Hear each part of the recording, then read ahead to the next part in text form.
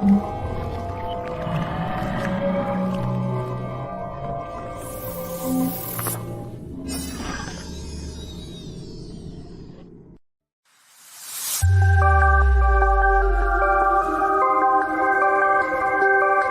now, coming to you live from the City of Angels, Los Angeles, California, it's the Sheena Metal Experience with your host, Sheena Metal.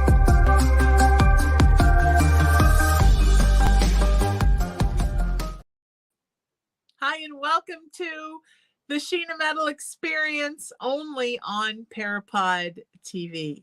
I'm Sheena Metal, and I am a psychic medium. I'm an energetic healer. I'm a interfaith minister. I'm a 29-year talk radio host in Los Angeles and beyond. I'm a creative and a performing artist and a paranormal survivor.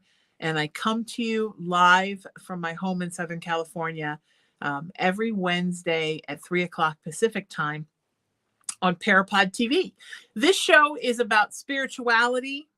It's about creativity. It's about humanity.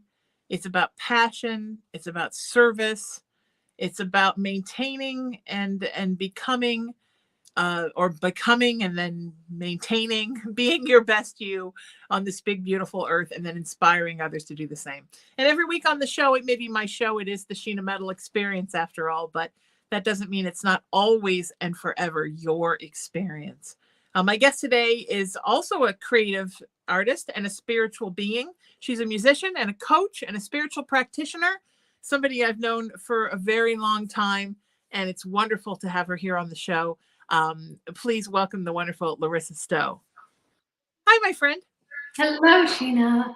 It's wonderful to see you and to be here today with you. Nice to see you. This is your first time on this show, right? I don't think I've had you on this show before. I'm excited to have you. I'm excited to be here. It's maybe back in the day when it was a radio show. You've done my radio show before, haven't you? Yes, I may have done it twice. I'm not sure, but I think we did it twice.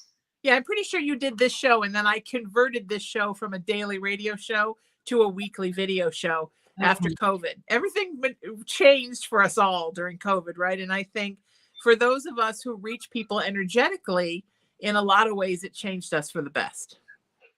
Yeah, I think a lot of us really were given an opportunity to up level. You know, I can't speak for you, but I can say that for myself, it's like I was out in the world so much. And it really gave me an opportunity to go back and go into myself and do a lot of work on myself. Yeah. You know, it needed to happen. I remember thinking during the spring of 2020, I don't think I've actually been in my house this much since I was in the 8th grade, because I was always involved in things that took me out of the house. And so when the shift came after COVID, where you could suddenly do things like this from your house. Right. I thought, you know what, this is where I need to be. I spend so much time making this house a spiritual sanctuary. This is where the shows need to come from this place that I work so much time, putting so much energy into all the time. And with the cat, who's not making an appearance today, but sometimes he does, who's a lovely little healer for people to see his beautiful little face. We love those little beings. Oh my goodness, he is the most magic healing little thing. People say, who heals the healer? It's that little guy does. That's who does. That's right. So yeah, I think that it's interesting in the same way that I think that there was a shift when people began creating home music studios, but in the energy of the music you were hearing that somebody did in their home, and the music that was created in a studio where, you know, there's an engineer kind of rapping his knuckles, like, when can I go home? And, right. You know, if somebody's there panicking about how much money it's costing every hour. I think when you could just go to somebody's house and take your time and make a recording, you could feel energetically the difference. Yeah, for sure. And I think now we're seeing that with shows.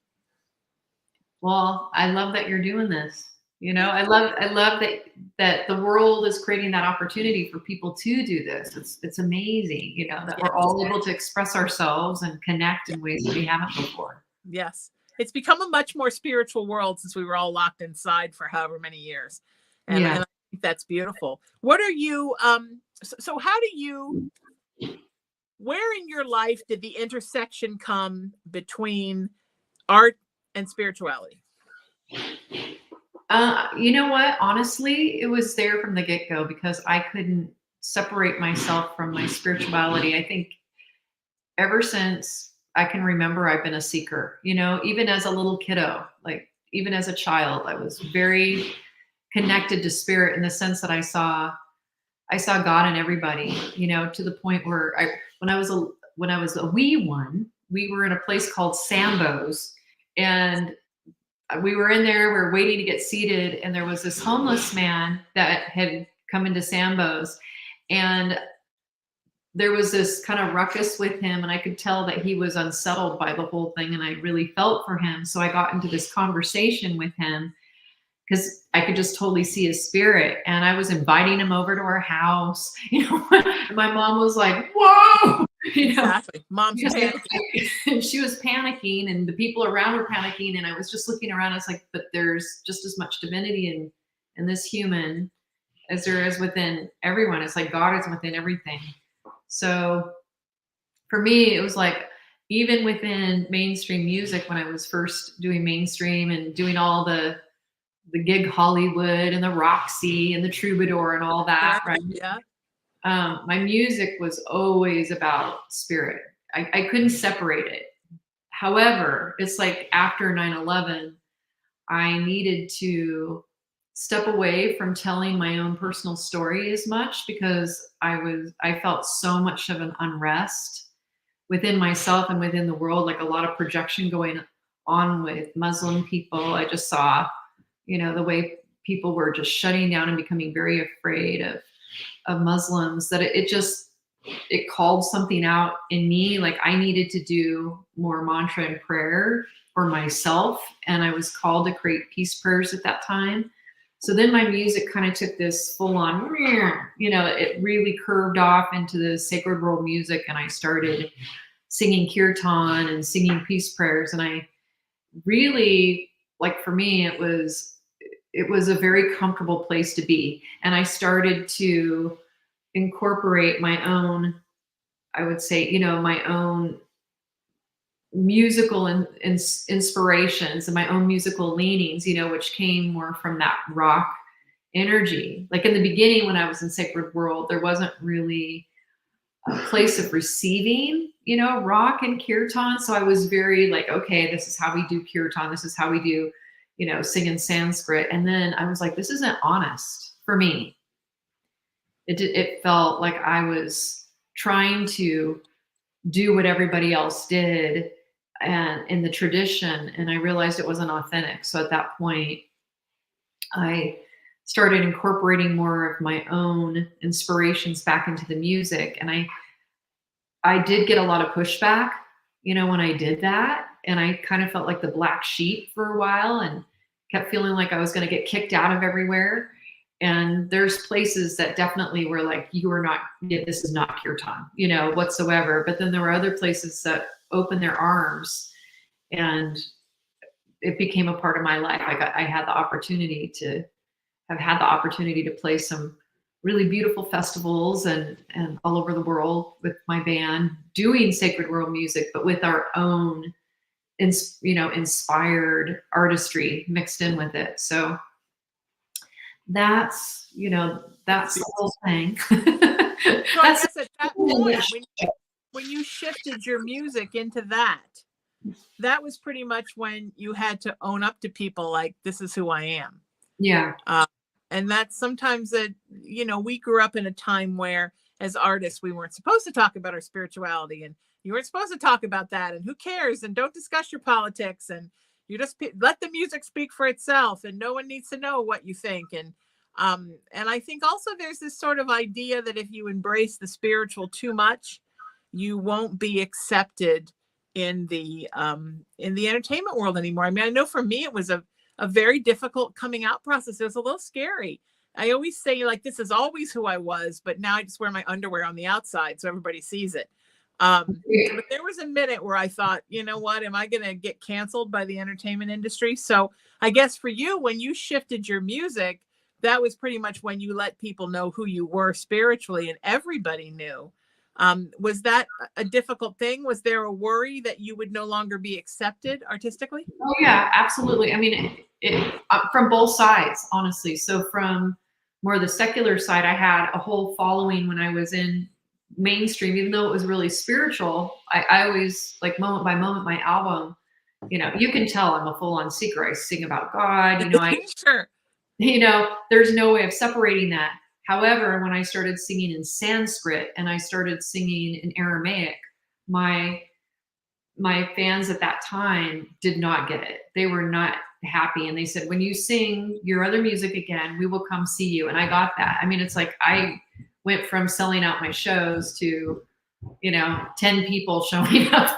And it's like when I went into mantra and did that curve, and it was hard. I had to build it all over again. And then when I became even more rocking within the kirtan and within the Sanskrit, then I got the pushback from that crew.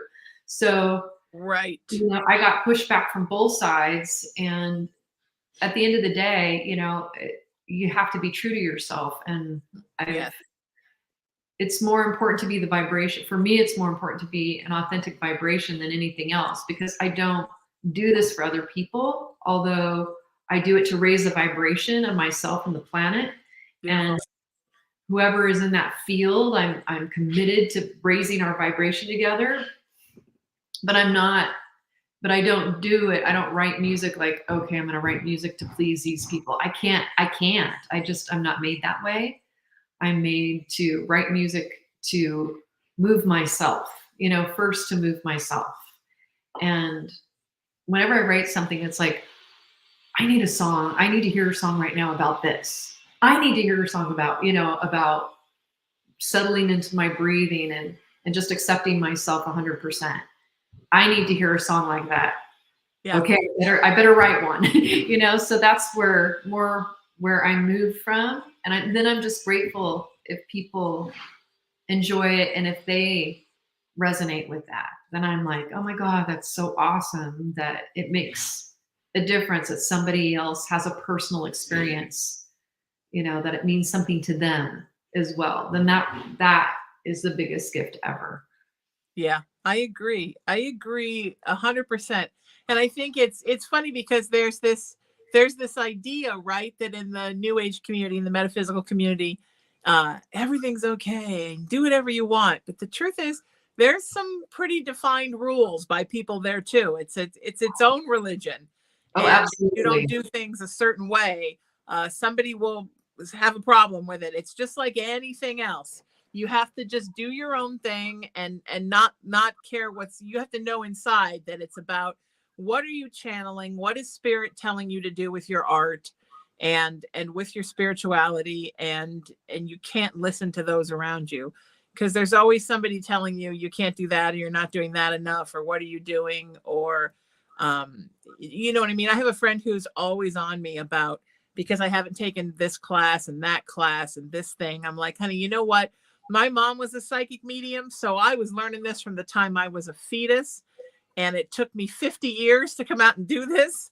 I just hit the ground running, rolled up my sleeves, and started helping people. Yes. Some people think, oh, well, you have to take, 500 hours of this and that. And you know what? I didn't do that as an artist, and I haven't done it spiritually. I'm about like working, channeling, getting the messages from spirit, and then use it. That's how I live my life. So everybody does it a different way. Everybody has a different path. Some people want to take 75 classes before they ever think of working with somebody. That is their thing. Yeah. Good for them. Yes. But you can't, everybody has to do their own thing, because we're all being guided by spirit to do the thing that's best for our life. Yes. And it's so important we let other people do that too. And I have, other friends that are practitioners will say to me, you should tell your clients ... No, I'm not here to tell my clients how to live their life. I'm here to guide them, to listen, to make suggestions, but I'm not here to tell anybody this is a path that you have to take. Right. Because that's not for me to say. everybody has their own personal relationship with spirit. And we're just here to like guide them along a little bit, right? I'm not here to tell people what to do. That's been a lesson, I would say, that it's one I've had to learn, because it's in the past, even within coaching, I do one-on-one and Blooming coaching with people. And I would say years ago, I'd have to like, there's times when it's like, you want to tell somebody, boom, but it's not as powerful for them. If it doesn't come from the inside out. You can hold up mirrors, but at the end of the day, it's not our responsibility to save anybody but ourselves. I mean, we hear that all the time, but it's truly, it is the truth. We can help each other. Clean up your own backyard. take care of yourself. Well, and we all know those people, right? Whether they're spiritual practitioners or they're doctors or they're therapists who spend their life counseling other people, and their own lives are a train wreck. Right. I think it's important to lead by example. Look, I'm not telling you there aren't parts of my life that, probably need a nice deep clean, but I do try to live as the example of what I talk about to people. You know what I mean? Show people, instead of lecturing people about what they should be doing, show people that there is a place you can get to where you can be happy, and there is a place you can get to where you feel good about yourself. I think people learn a lot better from seeing that than they do from being told things, I do too. What I like to say, it's a transmission. You become like the energy and the vibration of that. So then it's so much easier for people to actually have deep change in their life when they hang out with somebody who actually is the transmission, rather than somebody just telling them. Because it's like that transmission, we all have it within ourselves anyway. Yes. So if you're transmitting that, then it helps people find where that lives on the inside of themselves. And then they can feel that and then move from that, rather than from the mind, this is what you should be doing. Right. Do as I say and not as I do, which is so much, what we see, right? Right. Yeah, I agree. I think if you're trying to encourage people to walk their path and invite them to join you and walk alongside you on yours, so they understand that it is something that is doable, and that we all have places where we stop and we stumble and we walk backwards. And I know that there's this idea, and I see this both in my work as a spiritual practitioner and also in my work as a minister, that there's this idea that we look up to people as the example of perfection. And I'm certain if I'm your example of perfection, you got to change your shoe higher,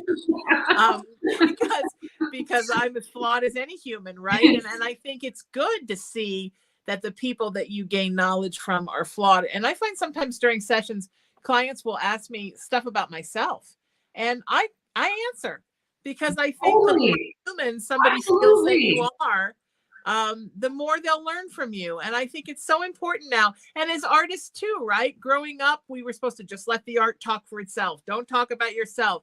No, people want to see that you're human. And I think they learn more from you if they understand that you're just getting up and putting your pants on every day. And sometimes you stumble like everybody else.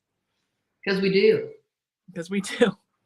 And I've hung out with some quote enlightened beings and quote avatars, to be completely transparent. And they have just as much going on that they need to work on as everybody else. Oh yeah. Yes.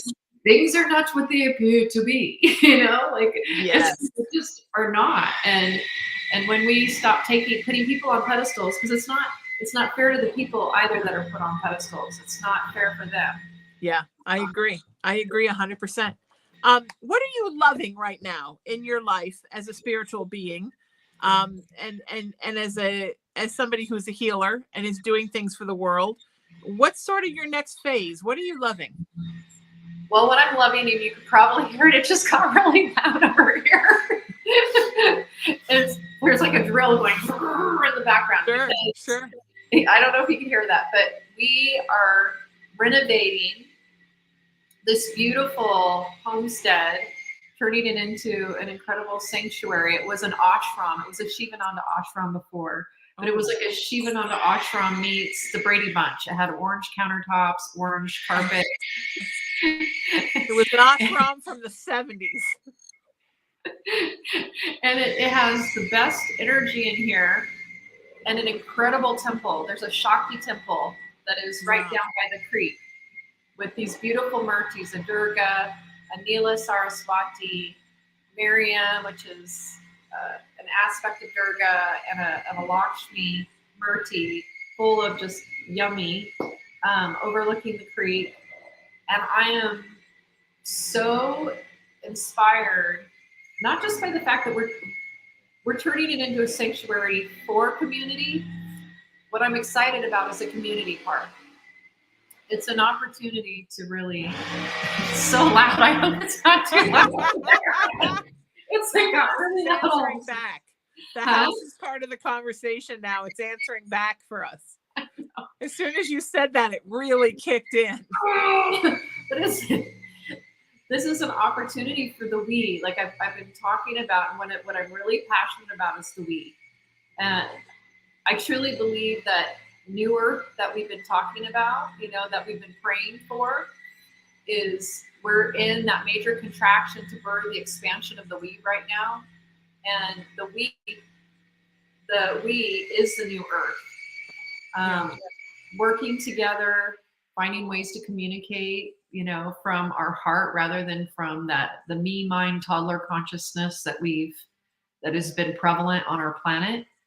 I've been excited about how to create more of that we space for years. And I wanted the opportunity to embody that rather than just talk about it. And so for me, this, like, doing something like this that requires community, like I have investors that are a part of this too. So it's a we on every single level. And I needed to do this, like in order to really be the transmission of the we that I've been loving and I've been so passionate about, the conversation of the we for years. Absolutely. How did you find this place? This place was just sitting there, like it's been around for 40 something years, or where did it come from? Well, we were looking. I did a retreat in Cornville, which is 20 miles north of Sedona, Arizona. Okay. Back in 2021. And I'd been looking, my husband and I had been looking for land, and our community had been looking for land and talking about buying land together for years. And when I did this retreat in Cornville, I was like, oh my God, this is amazing. This is the place. It's magical. It's fairy-like. It's, it has the vortexes. The energy is so powerful here. Nature is so alive. I just knew it felt like home. So we began looking on Zillow, and thank God it was my husband that found it, not me, because we've had a lot of curveballs. And so I'm grateful that he found it. So that way I could go, honey, you're the one who saw it. So yeah, he found it on Zillow and he sent it to me in a text and he said, what do you think? And when I saw it, my jaw dropped, just seeing the sanctuary, seeing the nature here. And I was immediately, I'm like, this is it, this is it, this is it. And we went forward, and Swami Sankarananda was the Swami the teacher of the ashram. And I sent him a letter because I heard there was a cash offer on this place. And I just sent him a letter and I let him know what my intention was, the intention of the community. And then they received another full cash offer and they chose to go with us. So we're very, very blessed. You're so lucky. Now all you have to do is live with this machine banshee until it's all done. Well, ironically, Sheena, like, it hasn't been this loud. I don't know. It's like fantastic. It's just, it wants to talk and be like, you will talk about Shiloh. It's just reminding me that I'm about to remodel this place. And I'm like, oh God, am I going to have that happen while I do shows? Like that never occurred to me. Can I tell them I'm sorry, you can't come on Tuesday and Wednesday afternoons? I'm going to have to think about that. That's an interesting one because I'm going to slowly but surely do this entire place. And yeah, it's going to be a hayride. It's originally I was going to just take the cat and go to a hotel, and then I'm like, no, I should stay in my house. But now I'm thinking, oh, I didn't think about this part. All the things you don't think about when you live in La La Land. I'm like, oh, it's going to be so easy. How did you find Cornville? Because of the retreat that I did. Well, okay, so I have some of my people that went with me to Bali. Okay. They moved to Sedona. Like they already lived in Sedona, and I have a promoter who's a dear friend now, who had brought the band out many times to play in Sedona.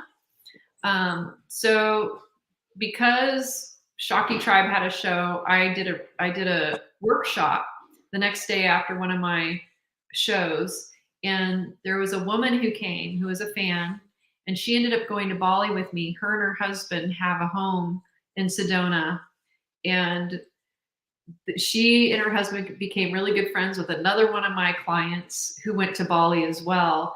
And my client ended up moving to Sedona. And then from that, all three of them were like conspiring to have me do a retreat out here. Nice. And so I said, well, if you find the place and you organize it, then I'll show up and I'll do a retreat. So that's what happened. And that's how I ended up in Cornville doing that retreat. They found it for me. And then I was like, oh my God, this is like this. It was like, this is it. This is it. This is the place. I could feel it. It's like, this is where I wanted to be after that retreat. So awesome. That's so great. Now, are you permanently relocating there? I mean, is this the new home? I have a feeling that I will be here more than I'll be in California. Only because it pulls you in. It's like, and I've been in California for a long time, in Long Beach, California. I've been there since 1986 about. I went for a long time. So I love California. I've lived there. But once I got to be on the land, now mind you, it's loud right now, but like when there's no construction work going on for redoing this place, it is so peaceful. The wildlife here is incredible. The stars in the sky at night are unbelievable. It is magnetizing beyond what I could ever imagine. And really working the muscles of the we, I like to call it the weevolution, and the weevolution and the weevolution. Having the opportunity to work those muscles of community has been intoxicating in this for me, because it's what I truly know is going to be the deep healing for the planet, is to learn how to work through intense situations. And I'll tell you, one happened here today, even between the contractors. It's like I had to call a meeting because there was an upset with the one contractor to another contractor, and he wasn't communicating his frustration, but he was like going through the roof. And I'm just like, we're going to call a meeting right now. We need to call a meeting, and we need to get on the same page, and there needs to be respect, deep respect. That's a vibration that we're about here, and transparency, vulnerability, and respect. So that's what happened here today. Like I spent like an hour of my time earlier today sitting down. It's like, let's breathe, let's share our truth, let's listen, let's express our needs. Nice. You know, we're learning how to do that. Yeah. It's essential. It's essential for them. I always talk about how being a spiritual practitioner is sort of like being in the military, right? Like you're kind of like in the Army Reserve. You're always on duty, and you never know when you're going to be called into active duty. And part of that is you never know where you're going to be called geographically. and you have to have an open mind about that. And I grew up in Huntington Beach, so near Long Beach. And I couldn't wait to escape to Los Angeles after college because of the politics and the arts and the sociology and all the reasons I wanted to live in the city. And I lived there for 30 years. I bought my house in 91 and I still have it. I loved it. And then when my mom passed and I inherited this place, I thought, well, there's no way I'm going to live in Huntington Beach. And it was a lot because my mom and I were very close. So it sat here for a while I mourned. And then I came down during COVID. I thought, well, here's something I can do during COVID. I can come down and I can fix this house up and I can rent it. And that was the intention. And then, and then I not only fell in love with this house, which I thought I never would. I think I love it more than my mom ever did now. But I fell in love with the area and being so close to the beach. And I live like, butted right up to the Bolsa Chica wetlands. So there's nothing around me. It's dead silent at night. There's so many stars. You don't even hear a car. All you hear is the waves from the ocean. Oh my God. And I stayed. And I sometimes I think I have this friend who lived on Hollywood and Highland. And he used to always say, when I turn 55, I'm going to go get a place at Leisure World and live there. And I would think, oh, what a scary old man thing to do. But when I was 55, I moved here, which is kind of like Leisure World, only instead of a lot of old people, I've got like coyotes and heron. And I stayed. And so I sort of feel like this is my weird retirement that I never thought would happen. But I just felt like this is where I was called to be. And part of it is because I needed to be in a place that was so tranquil in order to do all my work. And part of it, as we talked about before the show, is because this area, Southern California, has a little work to do on itself as far as being spiritually progressive. And I've always wanted my retirement project to be to open a spiritual center. And my plan was always that I would open one in LA, and then someday I'd come down here and open a second one here. Now this one will be first because there's a lot of people down here who are beginning to open up and realize that there are more things they're interested in than maybe what's in the indoctrined religion they grew up in. Yes. And they don't quite know where to go. Very much so. And they need someone. And all of us that are coming here to help, and I'm not the only one, it's coming to an area that needs help. And I think I just follow spirit and I just keep saying yes. And I think that's sort of what you've done too with the Arizona move, right? You just keep saying yes. I would say yes. Yeah, yes, absolutely. Yes to life. Yes, even when it's scary, because I can't say that it's not. That's one of my word for the year. I love to have a word for the year. And I decided not only to have a word for this year, but to also have a 50-day word of the year challenge for myself so that every day I would take action on that word. And my word of the year is courage. Beautiful. Yeah, to take action on all the things, because as much as I say yes to things that I love, there's also things that I'm afraid of and that it's easier to distract myself and clean this and do this. Yes. Drill this. Get out the drill. So when this place is finished, will people actually be able to come and stay there? Yes. Oh, wow. Okay. So it's actually going to have places for people to actually be able to go and just stay there. Oh, yes. And this is zoned. This is an R1 zoning. So because it's residential zoning, we can't, quote, open a retreat center tomorrow. But what we can do is we can have Airbnb here. So, people can come and rent this. People can come and rent it for groups as big as 21, because we're going to have 16 beds and room enough for 21 people in this space. And we have a beautiful big room that almost looks like a church. It has with the windows and everything. It's pretty amazing, where you could have music, you can have yoga, you can have ecstatic dance, you can. So fantastic. And you're going to live on premises. You've got a place for you to live as well. Well, the plan is that we're going to build a casita. There's a lot of land. We have 12.6 acres here. And so we'd like to subdivide and build our casita up on the hill that has beautiful views. So that is the plan, That is but it's step by step. Yeah, isn't Right that now, great? You'll be temporarily in living an RV. I'm sorry?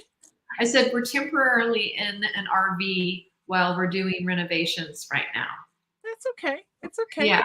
Is it a nice RV? Are you loving it? It's an awesome RV, and we have like a beautiful little space outside with tables, and so there's a lot of outdoor kind of living that's happening as well. Right. Indoor outdoor living. Now, It's beautiful. Do either of you have things here, work here, or anything that keeps bringing you back to LA, or are you pretty much untethered to be able to be there as much as you need to be? My eldest daughter, I have two daughters. I have a 10-year-old who's here with us right now, but I have also a 23-year-old daughter who just turned 23. And so she's in Long Beach, and she's actually in our home in Long Beach, and I miss her a lot. And I also have clients. I have regular clients that I meet with on a weekly basis. Well, I used to meet with on a weekly basis. I still meet with them when I go home.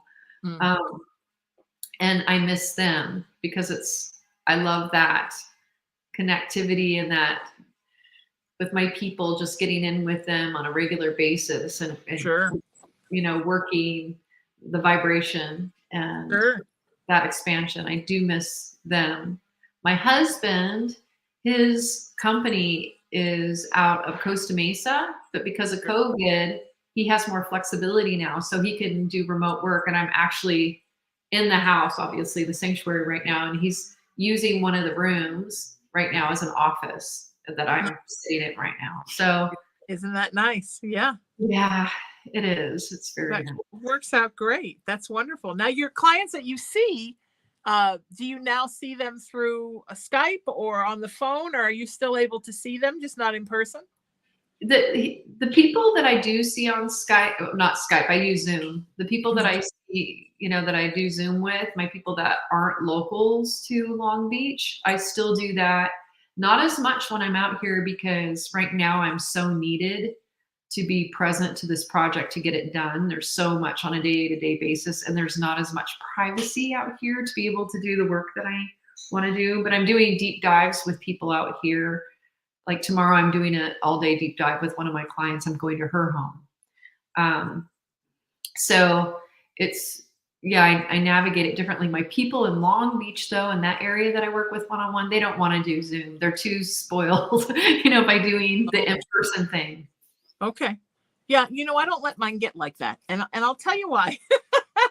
Because I've seen how that is, right? Once you do the in-persons, they only want the in-persons. And I try to help them understand that when you need help, you need help. And wherever I am, I can provide the same kind of help, whether it's on the phone or it's through text or it's in person. Just to get them sort of, I know it's hard because a lot of people are in that mindset, right, of wanting you to be in person with them all the time. Yes. Yeah. But it's just as great a healing on Zoom or through a phone call. You don't necessarily have to be face to face with someone. I think that's sort of an old spiritual practitioner ideology that we're slowly working people out of as life becomes more virtual. Yeah. I think there's I agree with you. I've had profound sessions via Zoom and even on the phone. Profound. And I can also say that there's something also about being in person with people and being in person in groups. And there's something about that, just the warmth and the touch, the physical touch that I love. Especially groups, like you said, there's nothing like doing a workshop in person. Exactly. Yeah, I love it. There's nothing that I love more than with the band, being with people and the vortex that's created, that field of energy, that the we feel that's created, that alchemy. Yes. Yeah. And it's, with people and groups, I'm really excited to get to do more of that group work too. Now, what about music? Have you found that are there opportunities to play publicly since COVID, or is most of your work now just recording and writing and trying to get things out to folks virtually? I've had a lot of opportunities since COVID. I've done festivals. I've there's been quite a few, like the Serenity Fest, and I'm like trying to think of oh my god, I love this festival that was just in August that we did. Totally spacing on the name of it. Hopefully it'll come back. We did Bhakti Love recently. I just taught at Bhakti Fest recently. This past year. So there's been some pop-up stuff, festivals that we've done.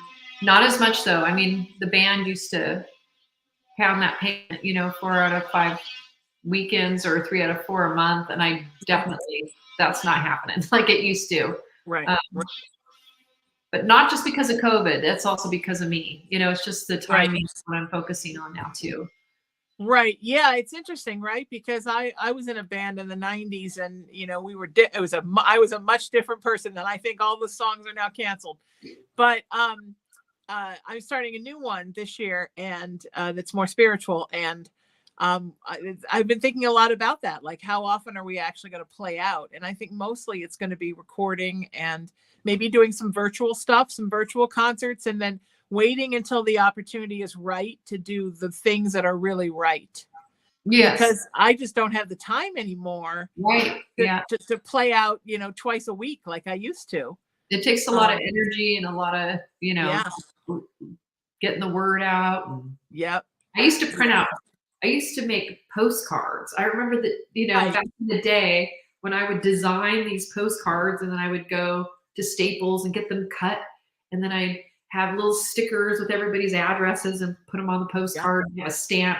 That just goes to show you how old I am. So they used to do that to get I remember when I did my first TV show in the early 90s, and I want to say that stamps were 29 cents at that point.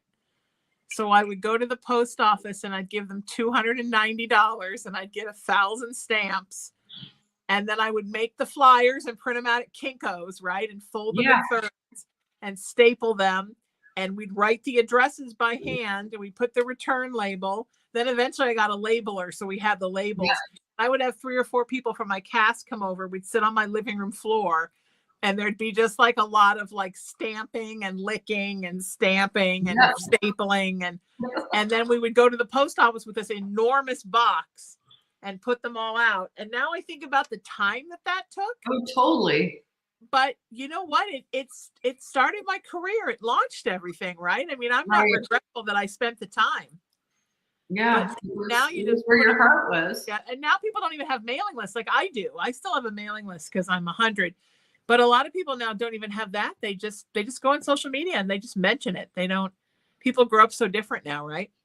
Totally different. Yes. Crazy. Yeah. Excuse me. Excuse me.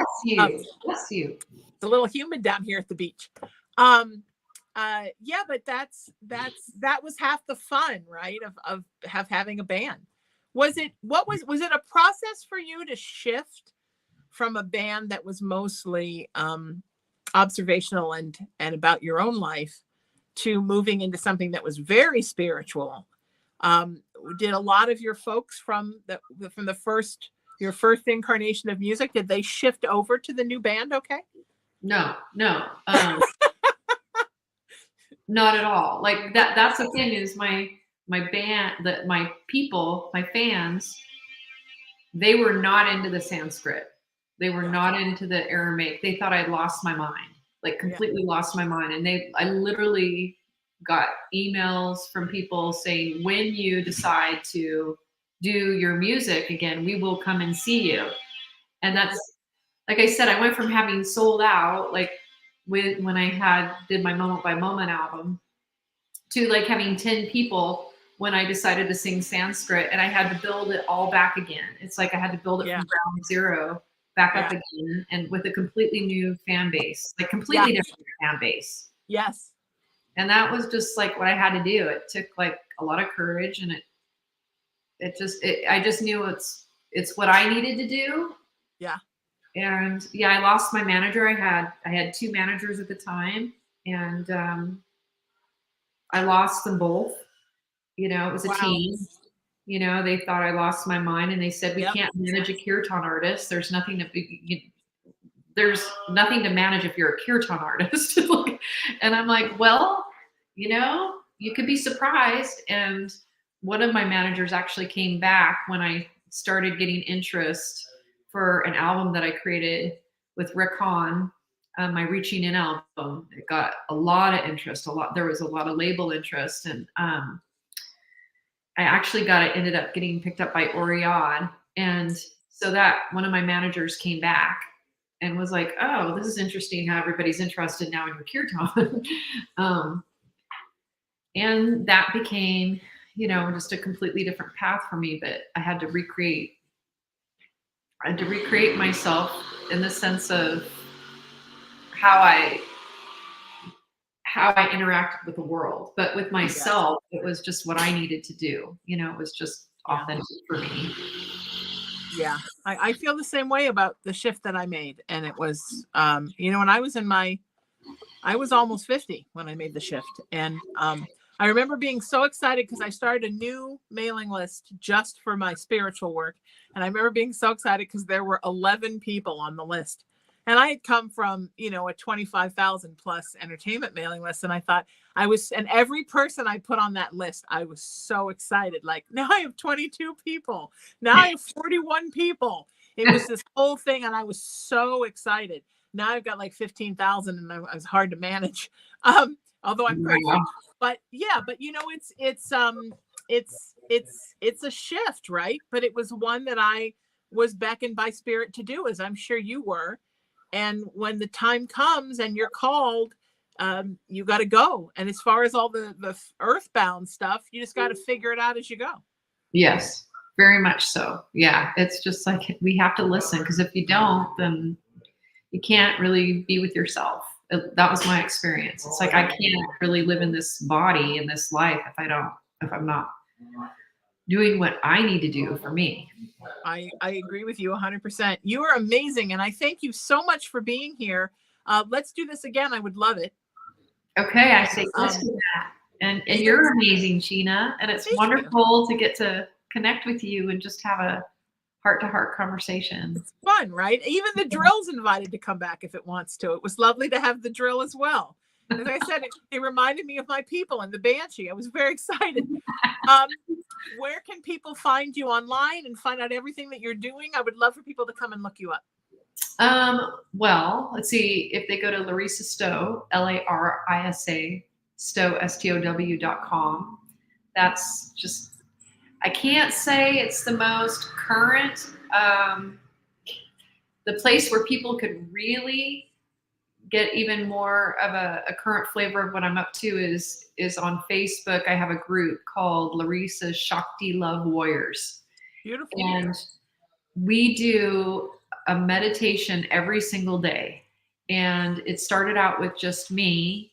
Back at the beginning of COVID, I committed through COVID is what I committed to. I thought it was going to be around for a couple weeks. I said I would lead a meditation every day at 11:11 Pacific Standard Time. And people really wanted it, needed it. And so I continued on. And then I, at one point, was like, okay, I can't do this every single day. You know, it was into 90 days now that I had done it every single day. And I said, I need the we.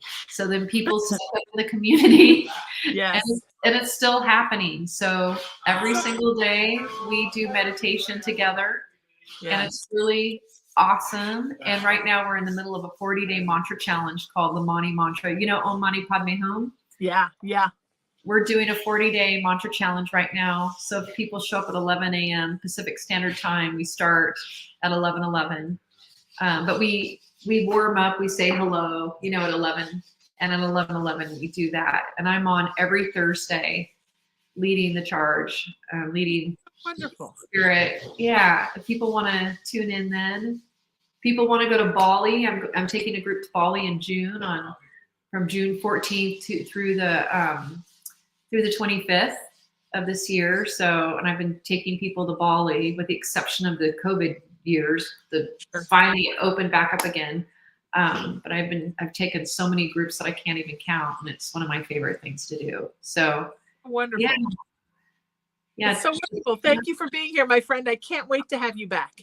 Thank you so much, sweetie. You have a wonderful rest of your day, and thank you to all your people as well for listening. And you bet it. And good luck with your retreat. I can't wait to see it when it's done. I'll get on up there. I love that drive. If you missed any of those links for Larisa and everything that she's doing, you can also find me at sheenametalspiritual.com. I want to thank Parapod TV for hosting us today, and my wonderful guest, Larisa Stow. Thank you so much for being here. And also to Tony Sweet, who owns Parapod TV and its sister station, UBN Go. Thank you, my friend, for the opportunity to join your beautiful network. And my engineer and producer, Emery, who is the wind beneath my wings. I'm at sheenametalspiritual.com. Come by and get to know me better. I would love that. Also, my social media is Sheena Metal, at Sheena Metal everywhere: Facebook, TikTok, Instagram, YouTube, and X, formerly Twitter. Please find me there as well. I would love that. I do some great stuff on social media. I'd love for you to take part in that. And also my weekly psychic show, Messages from Spirit, is also here on Parapod TV. It's right before us on Wednesdays at 2 p.m. This show is live on Wednesdays at 3 p.m. And if you'd like to just say hi and get to know me better and stay in touch, send me a text message, 818-437-0886. Until I see you next time, seek peace, live in love, lead with kindness, embrace unity, always work to raise your vibration, and know that you are love and you are loved, and you're so loved by me. I'm Sheena Metal, and this is the Sheena Metal Experience. I'll see you next Wednesday. Until then, stay beautiful and take care of you. Choose you.